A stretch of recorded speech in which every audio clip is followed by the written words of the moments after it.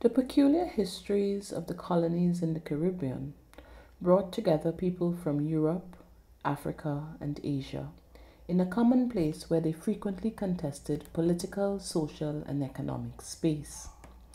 The mutual hostilities that developed out of these contests for prominence of one kind or another presented identity and loyalty issues for many persons of mixed heritage who were a natural development in the context of such a social structure. In Trinidad, for example, Douglas, the offspring of East Indian and African unions, find themselves in situations where the imperatives of social interaction require them to constantly negotiate between their parent communities. This is evidenced by their display of linguistic and cultural practices that either connect them to one or other of their ancestral groups or alienate them from either one or both groups.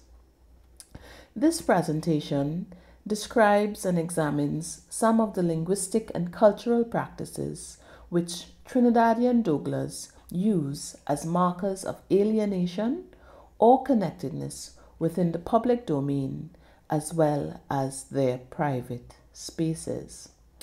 Before we delve into the data, however, we need to take a cursory glance at four sets of background details, namely the etymology of Douglas, who is Douglas, especially for the confines of this presentation, Douglas' position in Trinidadian society as an attempt to understand their particular dilemma, the language in use in Trinidad, since there is no separate language employed by any ethnic or minority group to express markers of connectedness or alienation.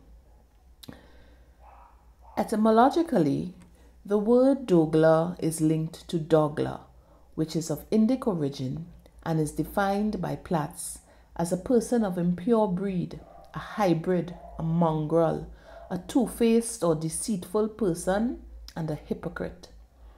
In Bihar, northern India, from where many Indian indentured laborers migrated to Trinidad, Douglas still carries the meaning of a person of impure breed related specifically to the progeny of intervarna marriage, acquiring the connotation of bastard, meaning illegitimate son of a prostitute, only in a secondary sense.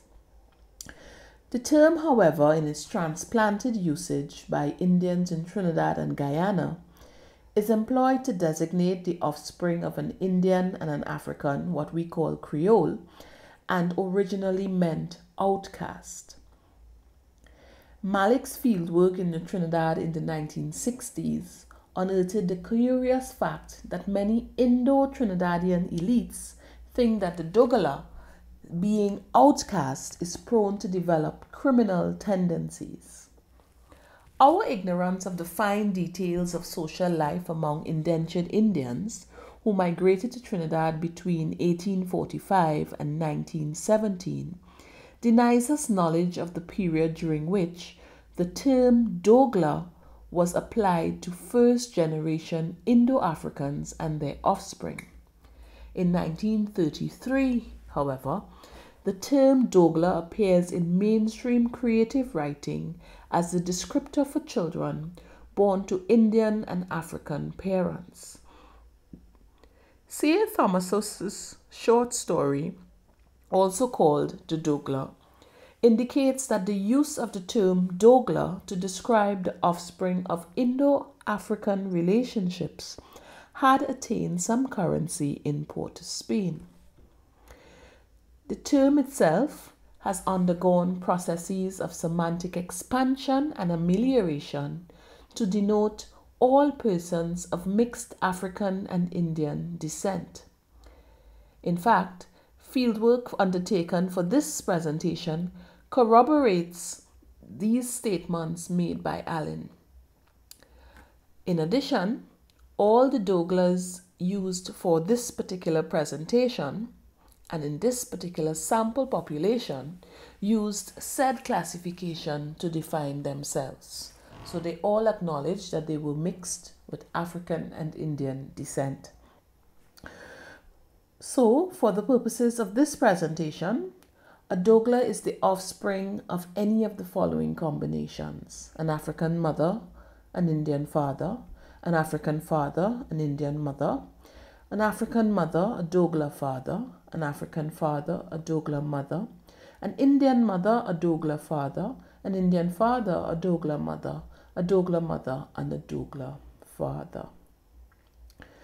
Now, if we accept the eyewitness testimony of John Morton, the Presbyterian missionary who proselytized the Indians in Central and South Trinidad, Douglas have been present in Trinidad since 1876. Yet, to date, even though the most recent census has recognized this particular mix, Douglas are not seen as people with a collective identity.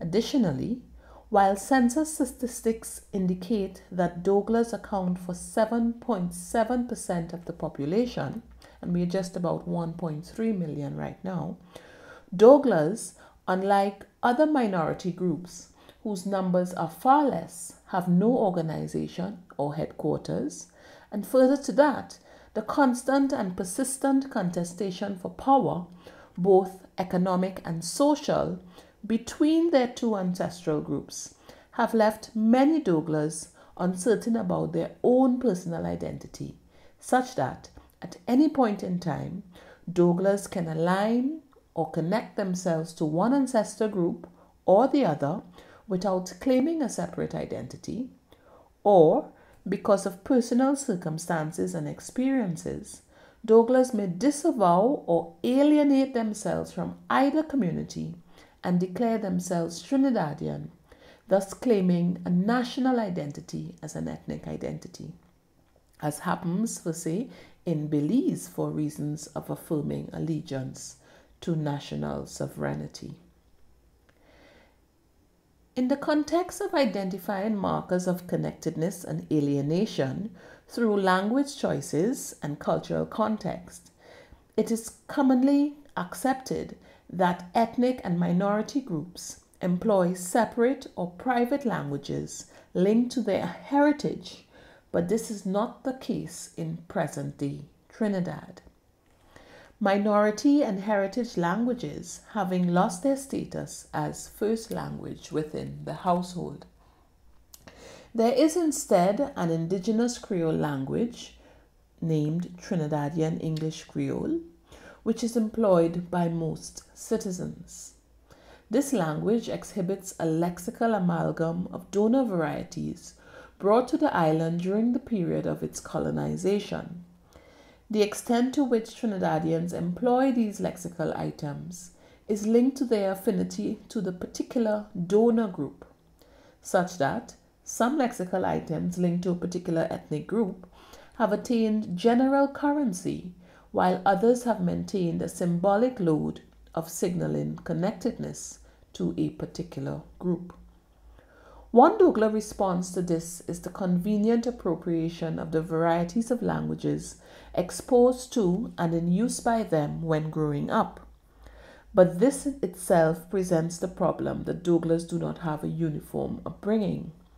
In fact, some have been nurtured in households where Trinidadian English Creole was the mother tongue, while others may have been exposed to Hindi, Hindustani, Bhojpuri, and all these terms are used interchangeably among the lay population, and or Arabic and Urdu.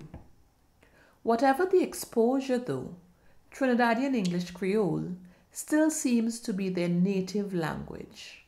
But the fact that this holds true for the entire society poses a challenge for an unambiguous affirmation of Douglas identity through the use of a particular linguistic variety.